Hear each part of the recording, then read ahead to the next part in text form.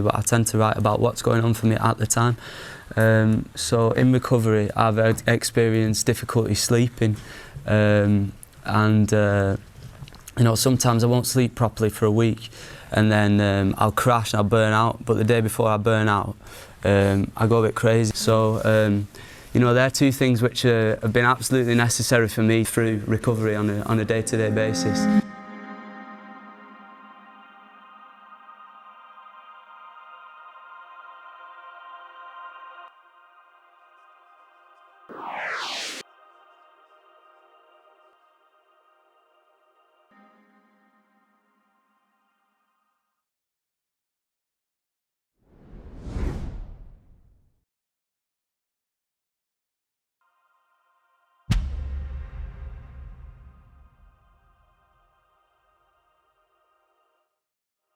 Walking out in the sun, could it be raining by the afternoon? I don't know what it could be many things, could change by the afternoon. The evening could bring a starry sky, could bring a frowning moon. I don't know, I don't really mind, let it be, let it wash over me. And I really don't.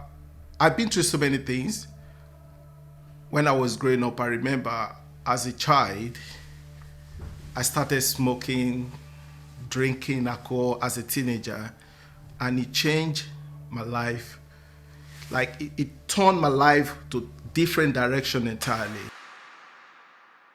I'm here to tell you some of the stuff that's happened in my past and how I've got to where I am now and what's happened previously to me.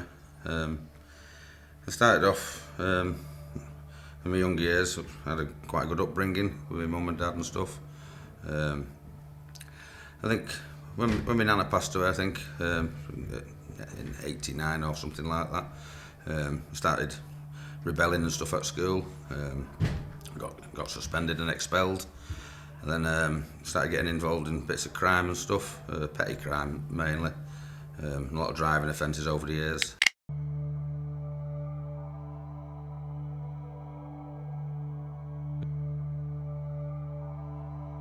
Yeah, I was going to talk about men and eating disorders. Is something that's quite often been overlooked in the past, and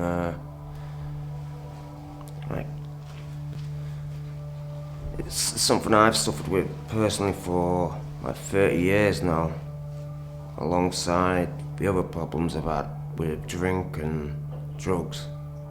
This is the one which I've been, like, you know, most embarrassed to kind of almost, and you know, to talk about publicly. It's really good. It was really good to hear people's voices and you know, people experiencing multiple disadvantage, and to see and put a face to those voices and understand some of their stories. We work for CGL, so Change, Grow, Live, the drug service in Manchester. For me, I love these portraits. You know, these stories. I always like these kind of things. So I think there's 9 characteristics, protected characteristics, and we're fighting now to get care experience to be protective characteristic, because the stigma's still there. The stigma, you're still not defined, I sometimes think, as a human being. Well, closing words with, my past does not define who I am.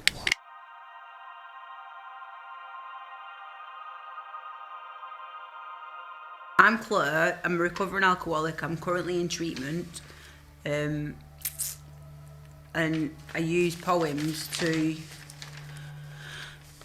put my feelings on a piece of paper. Life living as Claire. In Ashton and Makerfield, born and raised, on the heath that I spent most of my days, smoking a bit of weed, acting all cool, till my family took me out of high school, off on a plane that I didn't know that I could, moved me across the world to a different neighbourhood. When we landed, I got a little bit scared. Here we have landed via New Zealand Air.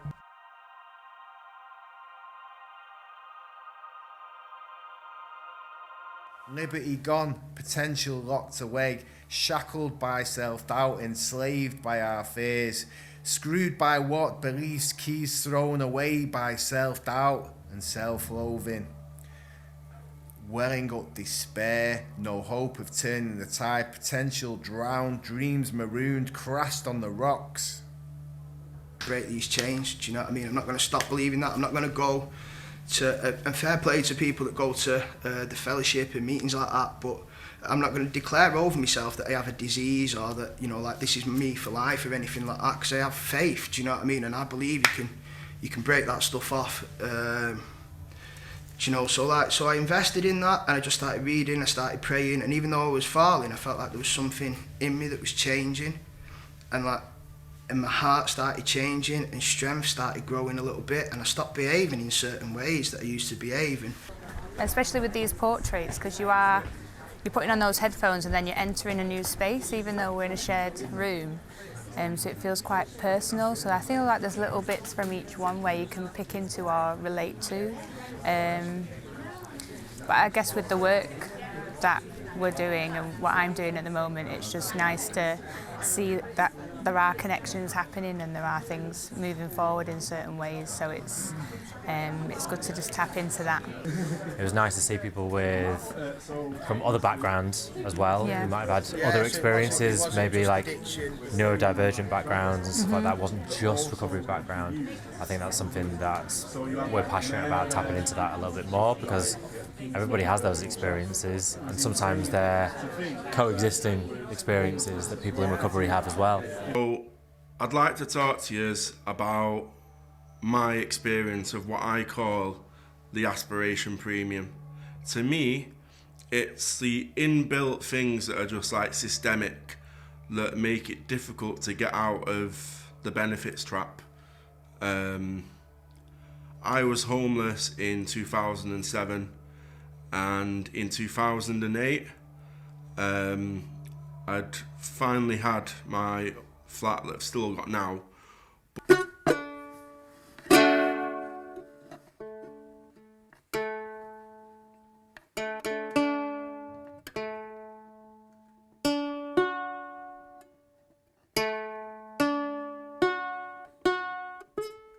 Okay, it's hard to know where to start, and but I'm very glad to be given a voice here.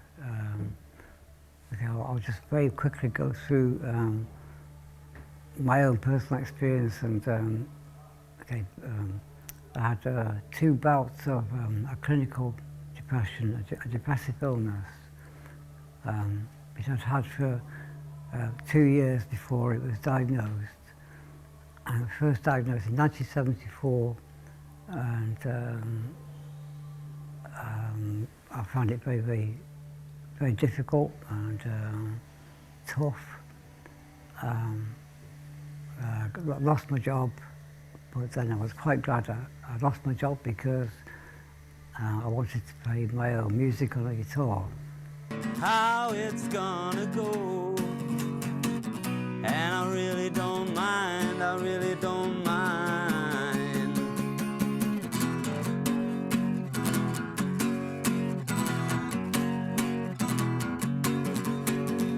I was wrong, very wrong, I was wrong, very wrong indeed. Everybody sees, everybody only ever sees when I am wrong, that's how it seems. Sometimes when I am down, I'll be better off with the worms, you know, 6 feet under the ground, with my soul in the firmament burning. Bum, bum, bum, bum,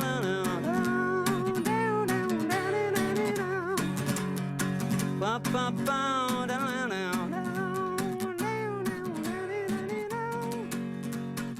and I really don't know. And see what was going on, really, and I've really been pleasantly surprised. It's a really nice exhibition, and you know, hats off to all the guys and everybody that's been involved. It's pretty impressive, really, you know, especially with the life-size screens as well. It looks good. I think just the variety of the pieces and people's performances just really showcases how interestingly you can present your own life, your own lived experience, and how unique that is to you, and how you can present that in a really interesting way. So I think all of the pieces were fantastic in that sense, and it's really useful to see through people's own words and through people's own eyes what they've been through, and that really helps us in understanding how we can change things from a system point of view and how we can do things differently. Real way. Coming here today has reminded me why I do the job that I do.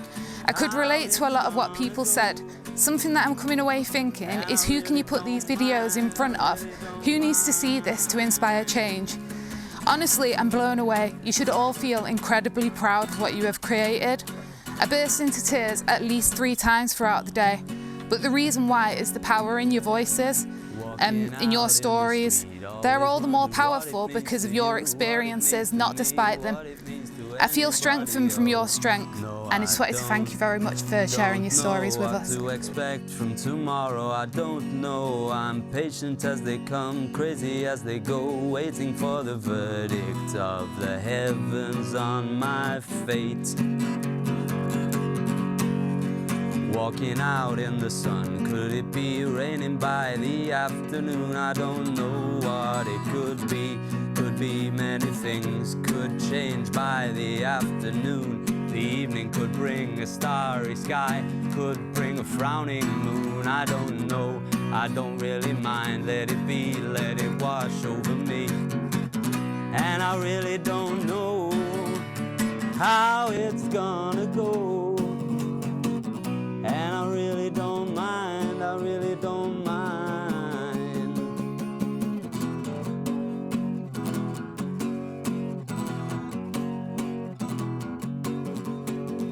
I was wrong, very wrong. I was wrong, very wrong indeed. Everybody sees, everybody only ever sees when I am wrong. That's how it seems. Sometimes when I am down, I'll be better off with the worms, 6 feet under the ground, with my soul in the firmament burning. Bum, bum, bum.